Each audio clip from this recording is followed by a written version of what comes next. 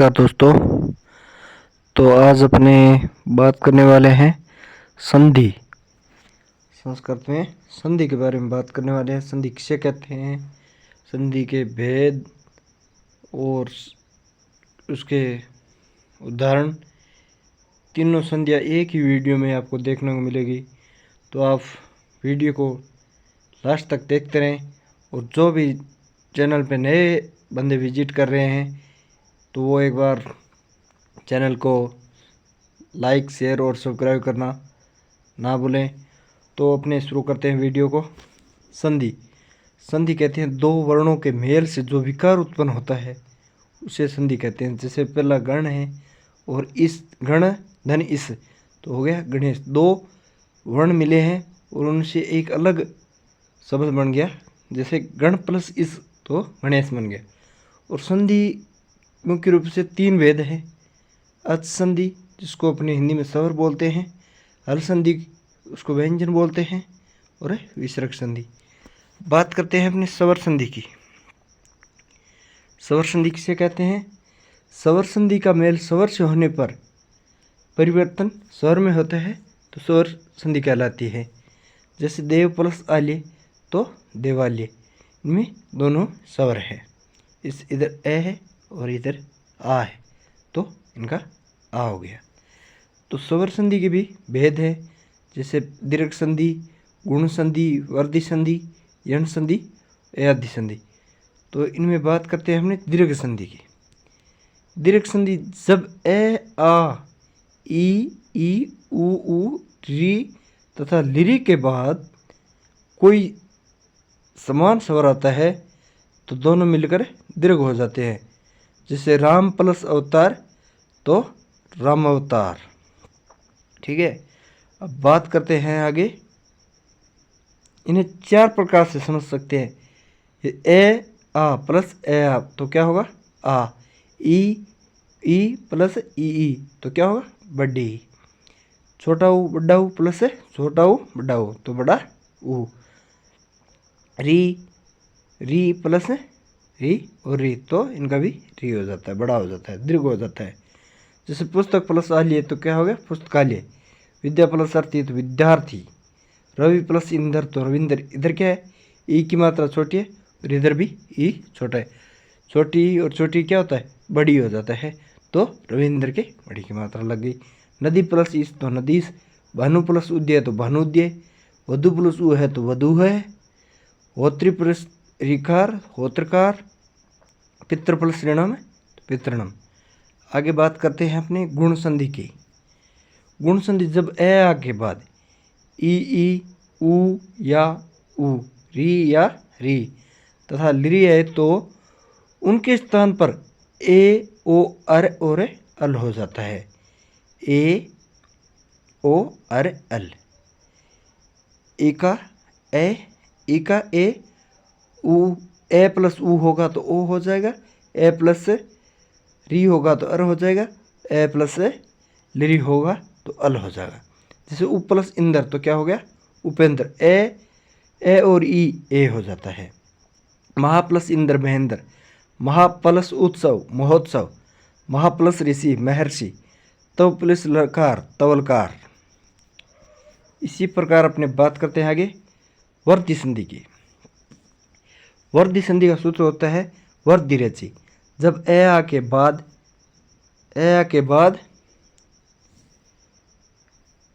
ए या आई, ओ या औ हो तो दोनों के स्थान पर ए और ऐ और औ हो जाता है। तदा प्लस एव तदेव। तथा प्लस एव तथेव। जल प्लस ओ जलौद। रूप प्लस औदार्यम रूपादार्यम। और यण संधि इसका सूत्र होता है इको यणसी। यदि इक में क्या हो जाता है? ई छोटी बड़ी, छोटा ऊ बड़ा ऊ, री के बाद असमान स्वर हो तो उनके स्थान पर ये व रे और ल हो जाता है।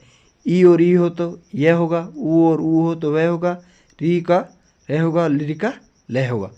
यदि यह है तो यदि प्लस पी तो क्या बन गया? यद्पि। इति प्लस एतत् इति एतत्, ये तत्, ये हो जाएगा ई का। भानु प्लस ओ तो क्या हो गया भानवो, वह हो गया ऊ का। मधु प्लस अस्ति तो मधुवस्ती, रह का क्या हो जाएगा री का रे, तो पितृ प्लस आदेश पित्रादेश, और लिरी का क्या हो जाता है ले, लिरी प्लस अकार लकार। और आगे बात करते हैं अपने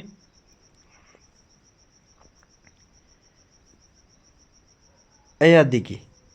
तो अयादि का सूत्र होता है एचो याव। क्या होता है एचो याव। यदि ए ओ ए और औ के बाद कोई भी स्वर हो तो ए का क्या हो जाता है ए, ओ का अव, ए का आय और औ का आव हो जाता है। और आगे बात करते हैं जैसे ए का क्या हो गया ए का आय, ओ का आव, रव का आव, ये हो जाता है।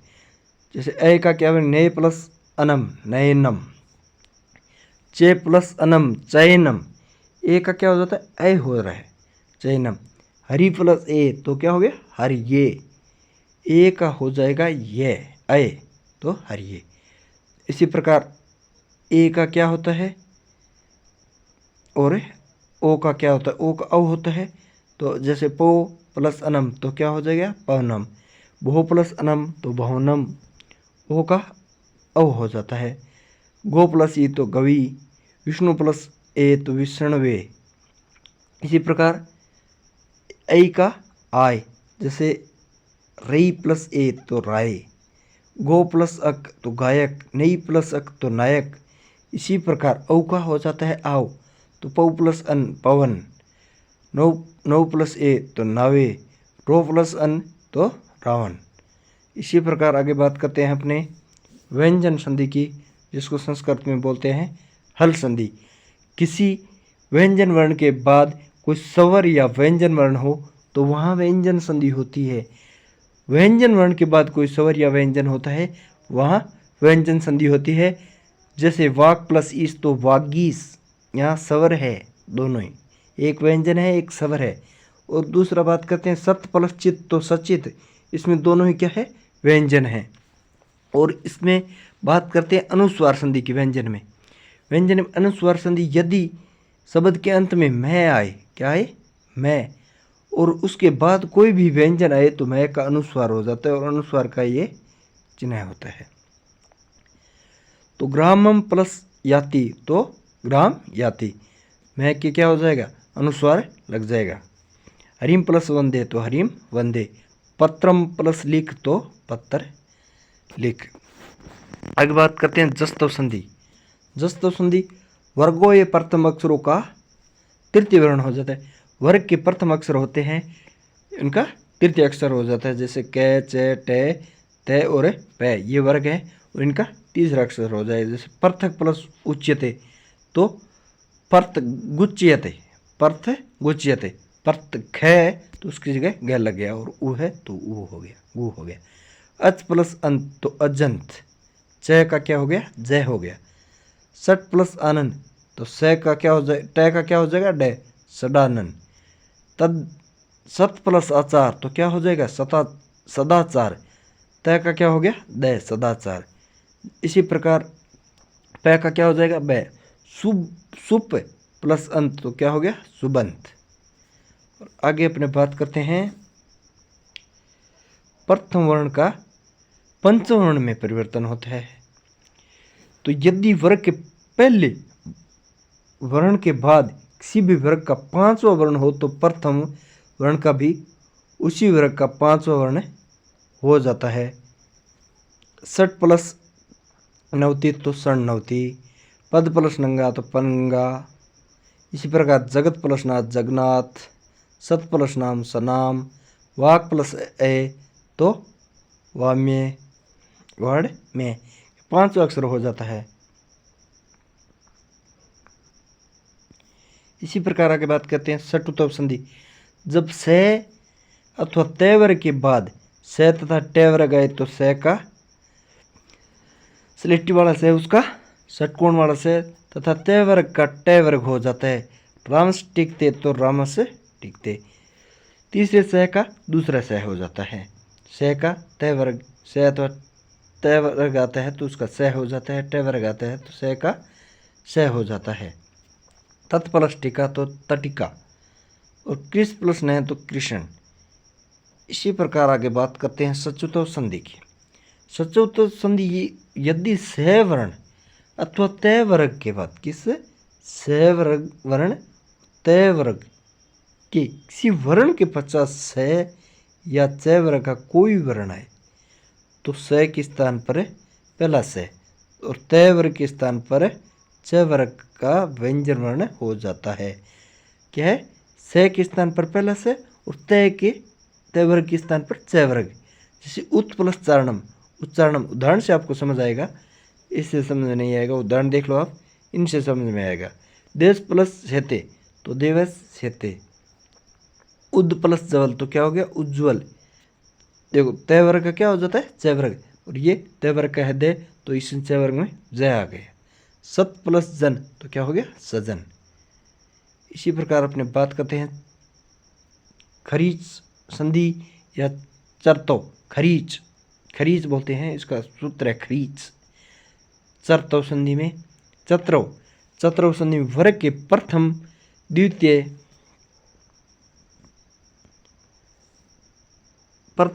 तृतीय चतुर्थ और उसम में वर्ण वो होते हैं जो से है, ये उसम वर्ण होते हैं। उसके बाद यदि वर्ग का प्रथम वर्ण या द्वितीय वर्ण हो तो और से हो तो उसी वर्ग का प्रथम अक्षर हो जाता है। जैसे सद प्लस कार सत्कार, तद प्लस पर तत्पर, उद प्लस पन उत्पन्न, लब प्लस सहते तो क्या हो गया? लब प्लस सहते तो लब सहते। अतो रोर लुता दस दपलुते, अतो रोर पलुता दपलुते। ए के बाद विसर्ग या रे का ऊ हो जाता है, विसर्ग आ जाता है ए के बाद तो रे का ऊ हो जाता है, और बाद में ए हो तो पुनः ऊ का गुण संधि द्वारा ओ हो जाता है, और बाद में आ का पूर्व रूप संधि द्वारा, जैसे ये अपने इस प्रकार निशान लगाते हैं वो हो जाता है। इसको जैसे जय भी बोल जय की तरह लगता है, लेकिन ये होता है ए होता है। गद्रव प्लस अपी तो गद्रवपी, गर्धव बहुपी। क्या है? ए के बाद विसर्ग के बाद क्या हो जाता है? विसर्ग के बाद अगर ए आ जाता है तो उसका ओ हो जाता है। कै प्लस अपी तो को अपी, कै प्लस एम को एम। इसी प्रकार बात करते हैं अपने विसर्ग संधि, जो लास्ट संधि है विसर्ग संधि। दो संधि आपको समझ में आई होगी तो आप वीडियो को लाइक शेयर करना ना भूलें, और आपसे यही आशा है कि आपको वीडियो समझ में आ रहा होगा। अगर समझ में नहीं आ रहा है तो एक बार वीडियो को ध्यानपूर्वक देख लें, मेरे को आशा है कि आपको समझ में ज़रूर आएगा, क्योंकि मैंने इतनी मेहनत के बाद बनाया है तो आपको कुछ ना कुछ तो समझ ज़रूर आएगा। विसर्ग संधि, विसर्ग के बाद स्वर या व्यंजन वर्णों के आने पर विसर्ग में जो विकार होता है उसे विसर्ग संधि कहते हैं। जैसे मन प्लस रथ तो मनोरथ, यहाँ विसर्ग का क्या हो गया? विसर्ग का ओ हो गया, विसर्ग में विकार आ गया। नोट, विसर्ग हमेशा किसी न किसी स्वर के बाद ही आता है। विसर्ग है जो स्वर के बाद ही होता है। विसर्ग संधि 4 प्रकार की होती है, उत्तव, रुत्तव, लोप और सत्तव। तो अपने बात करते हैं उत्तव की। विसर्ग को ऊ करने का नियम, उत्तव में ऊ होता है विसर्ग का।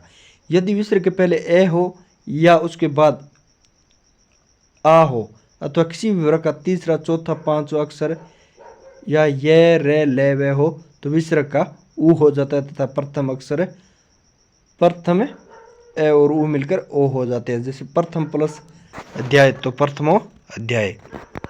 इसी प्रकार मन प्लस हर तो मनोहर, अर्जुन प्लस जयति अर्जुनो जयति। रुत्तव, बात करते हैं रुत्तव, विसर्ग को रह करने का नियम। रुत्तव में विसर्ग का रह हो जाता है। यदि ए के बाद, ए के अतिरिक्त किसी भी अन्य स्वर के बाद विसर्ग हो और उसके बाद कोई स्वर हो या वर्गों का तीसरा चौथा पांचवा वर्ण हो या ये रे ले वे हो, इसमें से कोई भी वर्ण हो तो विसर्ग का क्या हो जाता है? रह हो जाता है। रुत्तव में रह होता है। जैसे नी प्लस बल तो निर्भर, विसर्ग का रह हो गया। पितु प्लस इच्छा तो पितुर्च्छा, शिशु प्लस अस्थि शिशुर अस्थि, विसर्ग का क्या हो जाता है, रह हो जाता है। इसी प्रकार अपने बात करते हैं लोप, विसर्ग लोप करने का नियम। यदि स और एस है के बाद ए को छोड़कर कोई अन्य स्वर आता है अथवा व्यंजन आता है तो विसर्ग का लोप हो जाता है। और विसर्ग के पहले ए हो और बाद में ए से भिन्न कोई स्वर हो तो भी लोप हो जाता है।